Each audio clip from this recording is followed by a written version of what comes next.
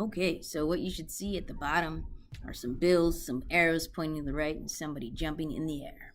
We're talking about the Bill of Rights. We began with the Constitution, but then we had to add some things called amendments because people are like, wait, where'd my rights go? First 10 are commonly known as the Bill of Rights, and this has been approved by Chuck Norris. We have our First Amendment rights. So you have freedom of speech, freedom of the press, that's the news media and things like that. Freedom of religion. That means that you can feel free to practice a religion or not practice a religion. Freedom of assembly means that citizens can gather together for specific purposes without fear of persecution from the government. Freedom of petition is a citizen's right to ask the government for certain changes. Second Amendment is the right to bear arms, which simply means you have the right to have some type of firearm. Now, this is really controversial because back in the days when this was made, it took about a minute to be able to load a musket and fire and shoot. So, who knows? Maybe the Founding Fathers meant we had the right to have bear arms. Yeah? Maybe we'll never know.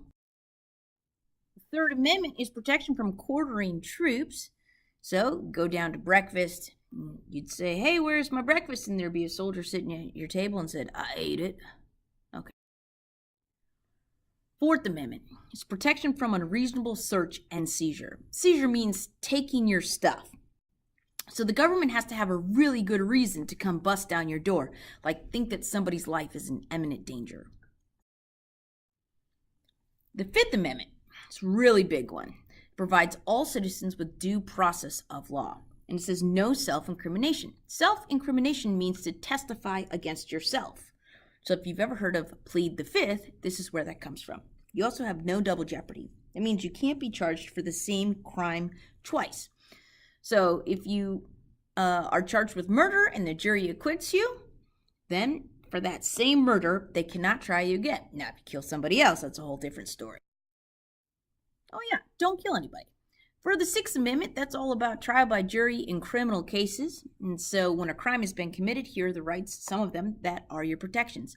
You have the right to a speedy trial and the right to counsel. Counsel means a lawyer.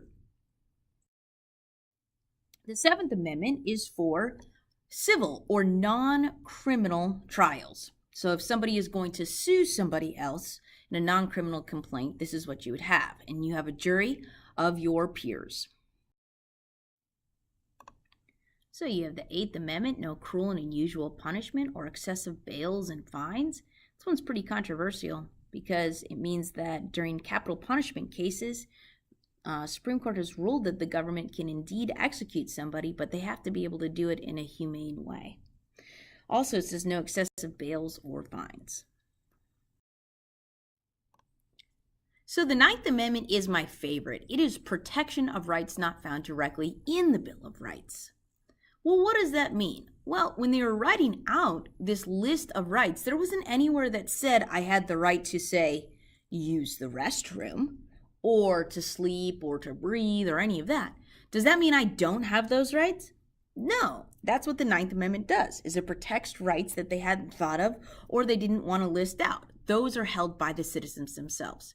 And related is the 10th Amendment, which is the power of the states and people. And it means that the federal government has to respect the rights of states to do things like education and licensing and everything like that. So there are specific powers that are reserved to the states, and the federal government has to respect those. All right, I'm going to pick up the pace.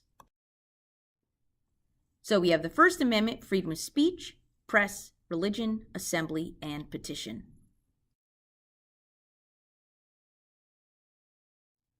Second Amendment, the right to bear arms. Third Amendment, protection from quartering troops.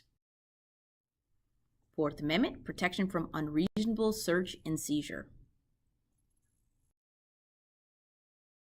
Fifth Amendment, you have the right to due process, no self-incrimination, and no double jeopardy.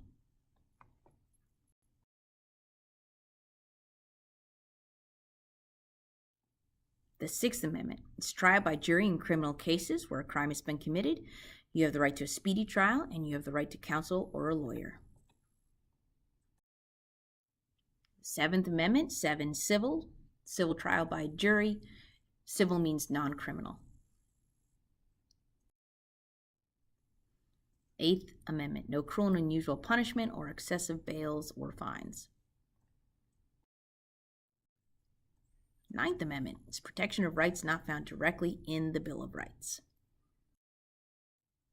And finally, the 10th, it's the power of the states and people, and the federal government has to respect the rights of states with those reserved powers. All right, so now we're going to do a game. What number is this amendment? So we've taken away the amendment number and mixed up the order, so you're going to look at the pictures and description and try and find which number each amendment represents. All right, this one's the right to bear arms. Do you know what it is? It is the Second Amendment.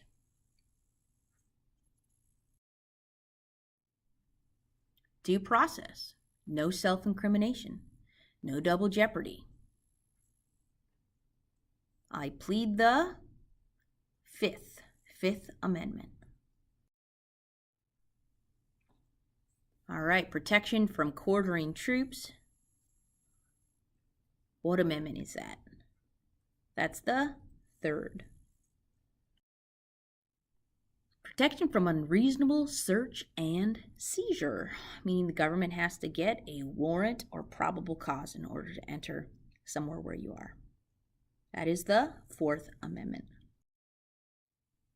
Civil trial by jury, jury of your peers. Civil is the Seventh.